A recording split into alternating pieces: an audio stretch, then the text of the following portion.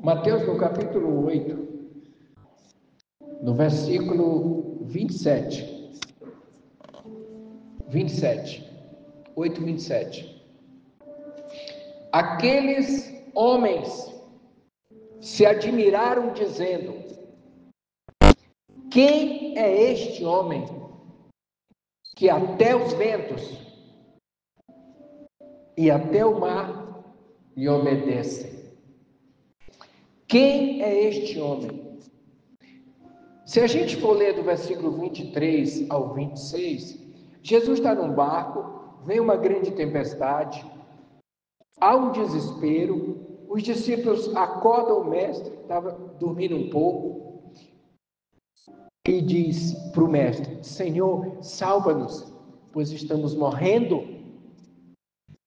E aí Jesus fala: por que vocês temem, homens de pequena fé? Eles tinham fé, era pequena, mas tinham fé. Aí ele levanta-se, ele repreende os ventos, diga, repreende os ventos, e o mar, e acalma tudo, querido. Mas aí os discípulos ficaram tão admirados, que disseram assim: quem é este homem, que até os ventos e o mar lhe obedecem? Presta atenção. Por 15 anos, eu segui a tradição católica, porque me foi apresentada a tradição católica. E eu segui todo o trâmite. Mas surgiram os problemas espirituais que ninguém deu jeito. Bispo, padre, mãe, família, benzedor, rezador. Mas Deus tinha um propósito. E Ele colocou um cego para me ajudar a chegar a Jesus. Um cego fisicamente, mas um cego não espiritual. Ele enxergava as coisas espirituais. Ele ouvia a voz do Senhor. E Ele me levou a Cristo. Me fez um desafio. Eu contra-argumentei, mas eu aceitei o desafio. E depois Deus honrou a fé dele, porque eu não tinha a fé que ele tinha. Então, eu comecei daí então a perceber que as crenças que eu tinha adquirido não estavam me favorecendo. Mas a crença deste homem, meu tio Francisco, funcionou. Ele cria em Jesus para mudar a minha vida. Eu creio em Jesus para nos abençoar. Eu creio em Jesus para nos transformar. Mas tudo começou porque Ele falou da palavra. Ele falou do poder de Jesus. Eu gosto muito de um versículo que está lá em Jeremias, no capítulo 9, no verso 23 e 24, que diz que se alguém tem que se exaltar, exalte-se em conhecer ao Senhor.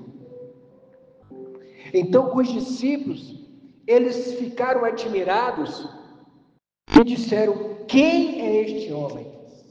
Se eu perguntar para você, não precisa responder, responda para você mesmo: quem é Jesus para você? Se eu perguntar para um muçulmano, ele vai dizer que Jesus é um profeta, mas ele não vai dizer que Jesus é o Filho de Deus. Se eu perguntar para os espíritas, eles vão dizer que Jesus é um espírito evoluído, muito cheio de luz. Se eu perguntar para muitos evangélicos, eles vão ter uma resposta: não, Jesus é meu Senhor. Significa dono. Jesus é meu Salvador. Tudo bem. Mas eu estou falando quem é Jesus no nível mais profundo. Porque quando eu comecei a conhecer a Jesus, lendo a palavra, ouvindo a palavra, eu queria saber mais quem era Jesus. Eu queria saber não aquilo que ele podia fazer, porque eu já tinha tido a minha primeira experiência, eu tinha tido a segunda experiência, entre o primeiro mês e o sétimo mês, eu tive duas grandes experiências com Deus, mas eu queria saber quem era Jesus. Não há nada mais importante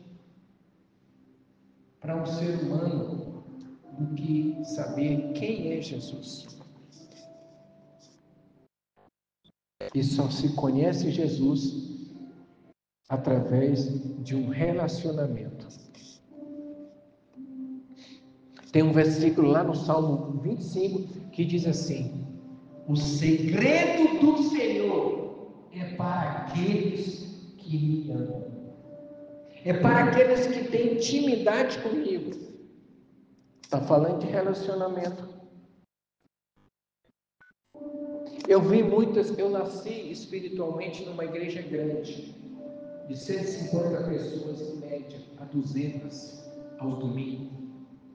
E eu te digo que nesse longo período que eu fiquei lá, 5 anos, quase 6 anos, eu vi muita gente ser muito abençoada, liberta de espíritos, de obra de macumba, de feitiçaria, de magia negra, curas, maravilhas, milagres extraordinários. Mas muitos não ficaram. Mas eles tiveram uma experiência com Jesus, de alívio. Como eu li lá em Mateus no capítulo 11, versículo 28. Eu alivio. Mas elas não valorizaram a ponto de dizer, não, agora eu não largo mais esse Jesus que me abençoou, não.